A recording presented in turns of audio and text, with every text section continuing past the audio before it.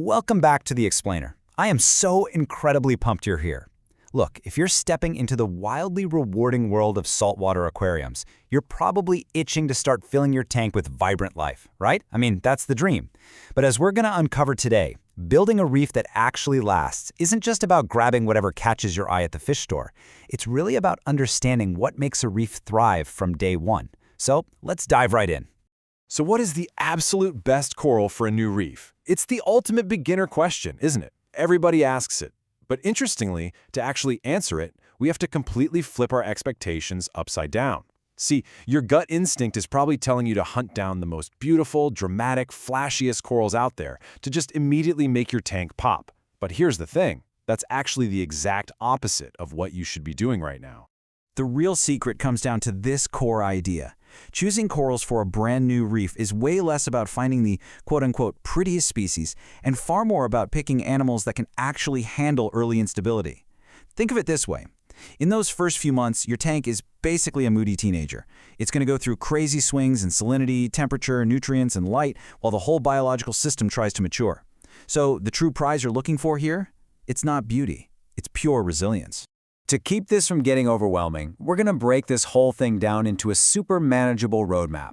We'll start with the golden rule of reefs, then hit what you need to prioritize before you buy, look at some forgiving favorites, check out the dramatic additions and their risks, and finally wrap up with your simple starter strategy. Okay, part 1. The golden rule of reefs. Resilience over beauty. We really need to face the harsh reality of what we call new tank swings. The reason delicate corals fail early on is simply because a brand new environment is just way too chaotic for them. We're talking about salinity swings as water evaporates, out of nowhere temperature changes, nutrient spikes while your biological filter is just getting its legs, and totally unpredictable light fluctuations. The beginner corals we're focusing on today, they're the tough, gritty survivors that can actually weather this storm, bounce back quickly, and give you a really forgiving learning curve. Moving on to part 2. Prioritize before you buy. The 5 foundations. Let's briefly shift our focus from the livestock to the life support, because honestly, even the absolute toughest beginner corals are going to fail if you ignore basic water parameters. We've got to lock in 5 non-negotiable foundations first. 1. Stable salinity and temperature. You want those daily swings to be as minimal as possible. 2. Proper light acclimation. You have to ramp up your light intensity slowly so you don't bleach your new additions. 3 is getting the appropriate flow. 4 is water clarity and waste control. And 5 is proper acclimation matching, which just means slowly adjusting your new coral to your tank's specific vibe over time. I do want to hit pause on that waste control point for a second because it's a massive trap for beginners.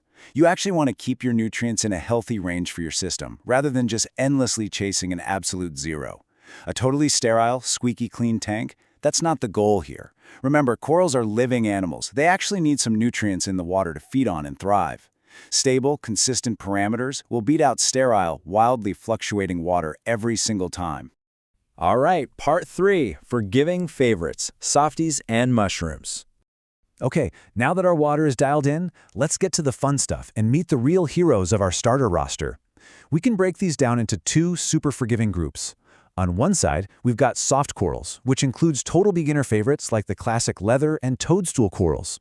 What's amazing about them is they're way less demanding than hard corals and will happily soak up a huge range of moderate lighting and flow.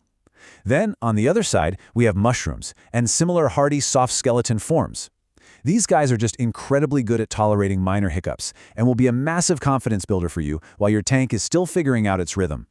But hey, a quick heads up for our mushroom keepers. Even the toughest corals have their weak spots. You really want to make sure you aren't blasting them under super intense light. And definitely keep an eye out for detritus, fish waste and leftover food, collecting at their base. You've got to place them in a spot with solid circulation so that debris doesn't get trapped and cause decay.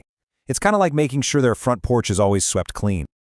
On to part 4, dramatic additions and risks, LPS and zoanthids.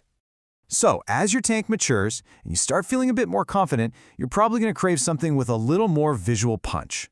Enter LPS, or large polyp stony corals.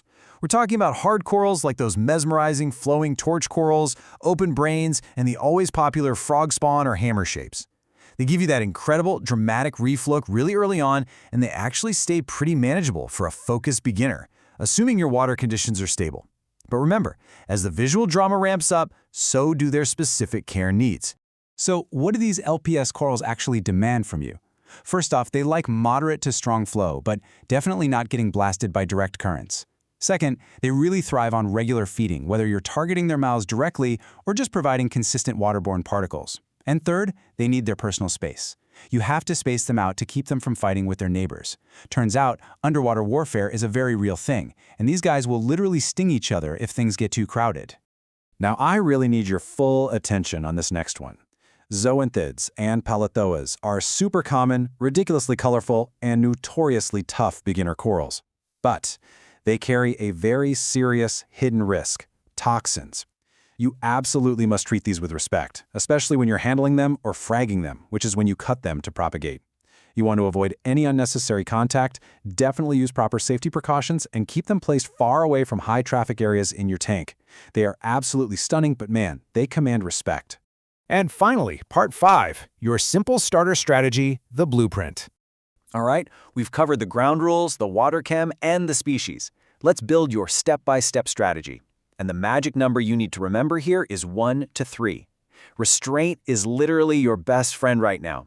The most successful approach is to start with just 1 to 3 hardy coral types, maybe a leather, a mushroom, or a zoanthid, instead of dumping a bunch of different species in all at once. You have to give the tank's bioload time to stabilize with these forgiving additions before you even think about messing with those dramatic LPS corals. And as you watch those first few corals settle into their new home, keep this in the back of your mind. Your corals are essentially living indicator lights for your tank. A healthy beginner coral is going to show clear, obvious signs of expansion and nice, stable color. But if you start seeing excessive retraction, weird stress behaviors, or tissue irritation, that's direct feedback. It's a flashing warning light telling you to slow your roll and refine your lighting, flow, or water quality before you add anything else. Which leaves us with one final thought to guide your new build. Are you going to actively read your coral's feedback, or are you just going to guess in the dark? Because successful reef keeping, it is never about luck. It's all about active observation, sticking to steady routines, and making super gradual adjustments. By choosing resilience over pure beauty right out of the gate, you are setting the ultimate foundation for a spectacular, thriving underwater ecosystem.